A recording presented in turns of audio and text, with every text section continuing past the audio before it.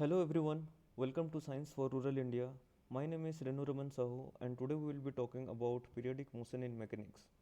So today's discussion will be based on NCERT textbook physics class 11th, chapter 13th oscillations. Today we will be covering what is a periodic motion, the time period, what is frequency. Then we will talk about a very special case of periodic motion, it is called a simple harmonic motion. And we'll try to visualize how a simple harmonic motion looks like and what are different examples of periodic motion, but they are not simple harmonic. Then we'll go on to do a small experiment on simple pendulum. We'll see how its time period changes, and then we'll use the simple pendulum to find what is the acceleration due to gravity.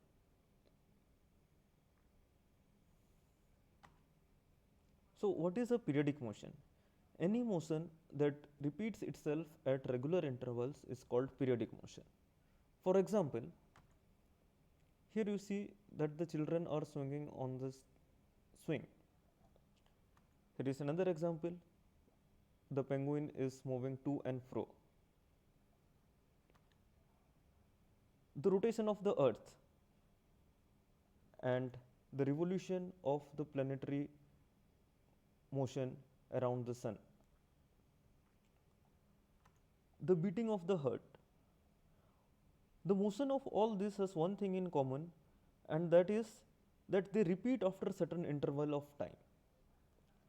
And the smallest time in which that motion is repeated is called its time period. The SI unit of time period is seconds. Our heart, it beats 75 times per minute or every 60 seconds. So the time taken for 75 heartbeats is 60 seconds. We can calculate what is the time taken for one heartbeat, and it comes out to be 60 divided by 75, which is 0.8 seconds. Therefore, we will say that the time period of the periodic motion, which is heartbeat, is t is equal to 0.8 seconds. This is the graph of the heartbeat or the ECG diagram. Here on x-axis we have time, and the distance or the time between the two peaks, it will be 0.8 second. We can also ask question, in a given unit of time, how many times the periodic motion occurs? So the number of periodic motion per unit time is called frequency. Its SI unit is hertz, and 1 hertz is 1 oscillation per second. It is denoted by the symbol nu, and it is equal to 1 by t. Let us take the example of the heartbeat. So the number of heartbeats in 60 seconds is 75. So the number of heartbeats in 1 second is 75 by 60, which is 1.25. By applying this formula, we get nu is equal to 1 by t, which is 1 by 0.8 second, which is 1.25 per second, and this is denoted as hertz, 1.25 hertz. So per second the heart beats 1.25 times,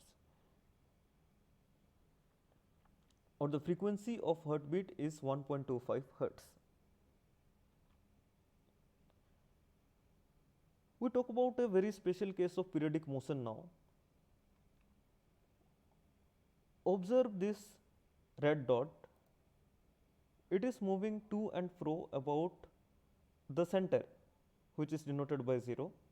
The maximum distance it is going further away from the center is a, and on the negative side also it is going towards minus a, and it is oscillating back and forth from minus a to plus a and back again to minus a to plus a. At a particular time, let us say that the position at a particular time, let the displacement of this particle from the center is denoted by x. So, the displacement x as a function of time for this case is given by a cos omega t plus phi, where a is nothing but the amplitude. Amplitude here, as you can see, it is the maximum displacement from the origin of the center or the center of this periodic motion. Omega is called the angular frequency. It is related to the time period as 2 pi by t. Phase is denoted by what is the initial position of this oscillating particle in this simple harmonic motion track. Let us see how these parameters, the amplitude, angular frequency and phase, determine the nature of this simple harmonic motion. So, by definition, we will take that the motion which is followed by this relation is called a simple harmonic motion. For example, this red particle which is oscillating here on the screen.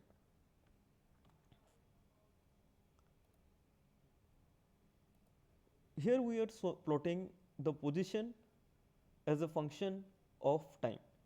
This is the position of the particle, and as the time increases, it is going from -2 to +2 back again to -2 to +2 again.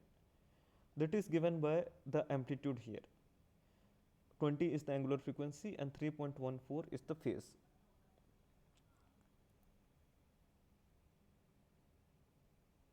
As we change the amplitude, as we decrease the amplitude, you see that the displacement from the origin is decreasing. As we increase, it is increasing back again.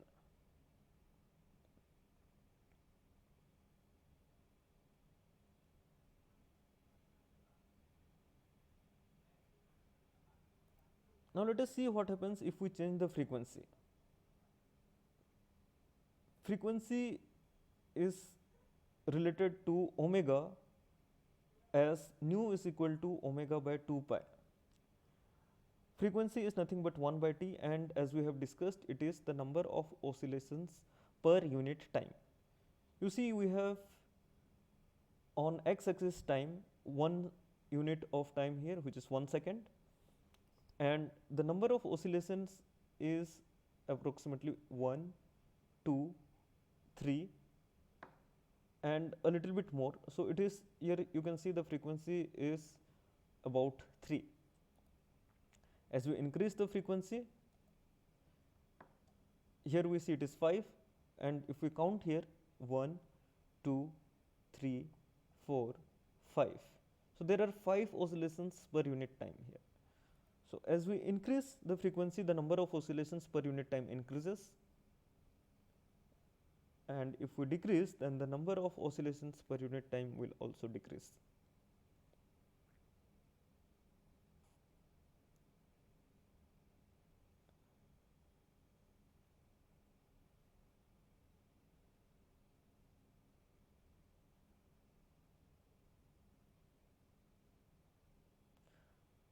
Now, we are changing the phase of the system.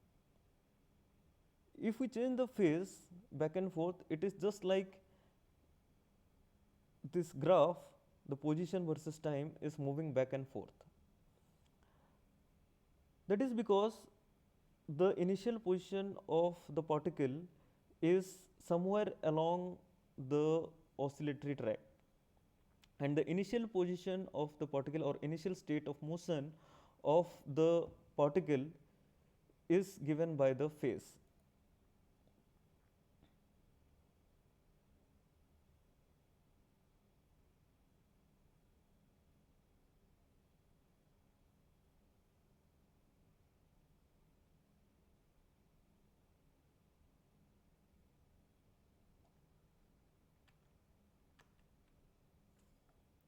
Consider this red particle. This is as we increase the time, this will also oscillate, but now what we will see here is that this particle is nothing but the projection of this line, the line joining the center of the circle and this square bob onto the green track here. So, what this point is called the projection of the this particle which is moving on a circular path. This particle or the particle on this blue line or the blue circle, it is moving in a uniform circular motion. So, the angular velocity of this particle is constant, and when we project this circularly moving particle onto the straight line, this straight line is equal to the length of this straight line is equal to the diameter of the particle. So, this projection can be called that the projection of the circularly moving particle onto the diameter of the circle. So, this projection is exhibiting a simple harmonic motion. As we can see, if we try to just track how this particle is moving in time, you can see here it is the same plot of a cos omega t plus phi, where nothing where what we are changing here is the phase of the system, right? And the phase, what it is related to, phase is related to what is the angle this circularly moving particle is projecting onto the diameter, this angle. Therefore, the phase can be viewed as the projection of this particle, the circularly moving particle, onto the diameter of the system.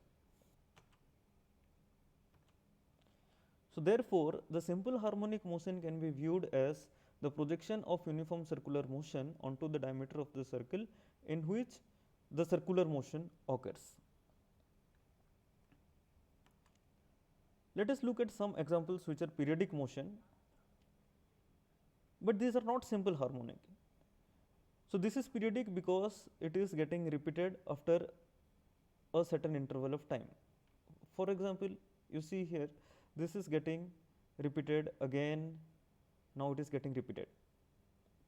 So, this is periodic motion, but this is not simple harmonic because it cannot be written in the form of a cos omega t plus phi. Similarly, this particle also exhibiting periodic motion, but not simple harmonic motion. Similarly, for this particle which is exhibiting a periodic motion, but it is not a simple harmonic motion because it cannot be written as a cos omega t plus phi. And we have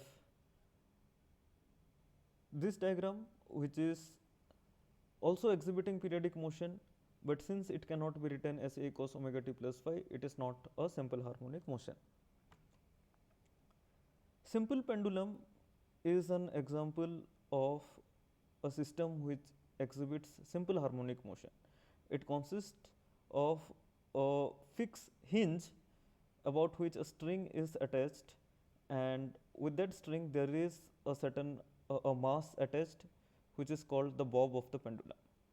Here the motion of this bob is also simple harmonic motion. The time period of this bob is given as t is equal to 2 pi square root under L by g, where L is length of the pendulum and g is the acceleration due to gravity. Note that in this formula the mass is not there. So, irrespective of the mass,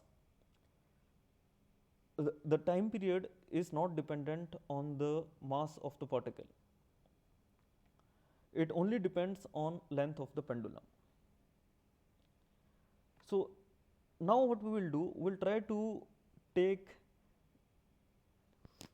a pendulum in the following experiment. We will change its length and we will measure what is the time period for 10 such oscillations and figure out what is the time period of one oscillation.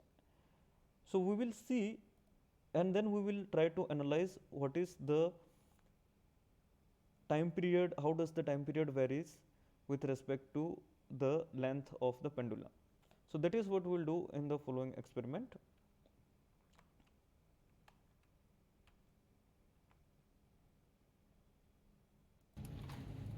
We have here a pendulum bob hanging from a string.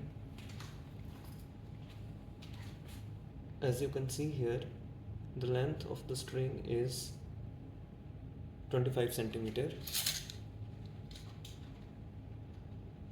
We have a stopwatch to measure the time period of the oscillations. We will give it an oscillation and we'll start the timer when the bob is at one of the extreme right. We will count for 10 oscillations and then measure the time period. So we start the timer now. 1, 2, 3, 4, 5, 6, 7, 8, 9, 10. Now the timer reads 10 seconds, 10.21 seconds. We will do this measurement 3 more times.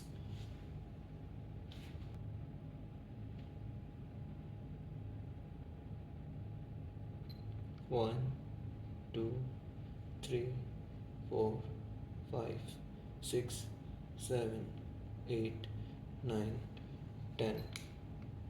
Now the timer reads 10.28 seconds.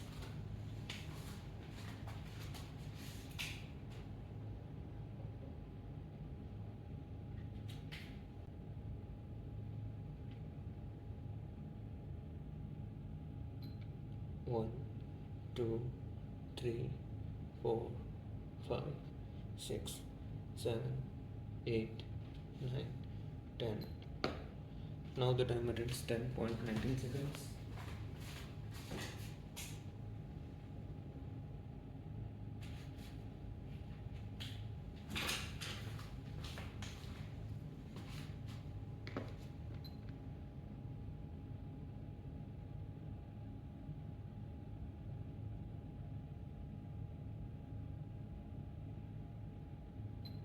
One, 2, 3, 4, 5, 6, 7, 8, 9, 10.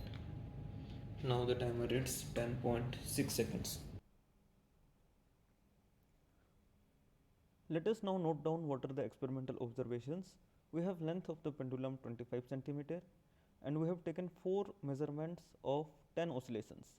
So the first measurement, it came out to be 10.21 seconds, then 10.28 seconds, 10.19 seconds and 10.06 seconds. When we average these 4 experimental observations, we get 10.18 seconds. Then we take the time taken for one oscillation. We just have to divide 10.18 divided by 10 and it comes out to be 1.02 seconds. If we square that, it is 1.04 seconds. From the formula of the time period of simple pendulum, if we square it, we have t square is equal to 4 pi square by g times L. If we plot t square on y axis and L on x axis, we expect it to be a straight line with slope as 4 pi square by g. So we do the experiment, we repeat the experiment for different values of the lengths and we calculate by similar method what is the time period of the pendulum. Here is the results of the experiment. We change the length. As we increase the length from 0.1 meter, 0.25 meter to 1.25 meter, we see here that the time is increasing. So 0.63 seconds to 0.24 seconds it is increasing. We see the result on this graph that as the length is increasing, the time period of the oscillation is also increasing. Now if we plot t square, this is the graph of t square or this column here. versus the length of the pendulum. We see that it is a straight line and it has a slope. If we calculate the slope of this line, it comes out to be 4.03, and in this equation, by using this equation, we can calculate what is the value of g, and g comes out to be 4 pi square by 4.03, which is 9.78 meter per second square. This value is very close to the value 9.8, which is the value we use in calculations, which is the result we use in our textbooks. So from experiment, we got the value very close to it.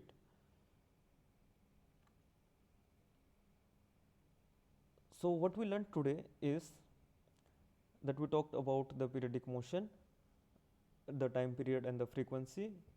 The frequency is given as 1 over t.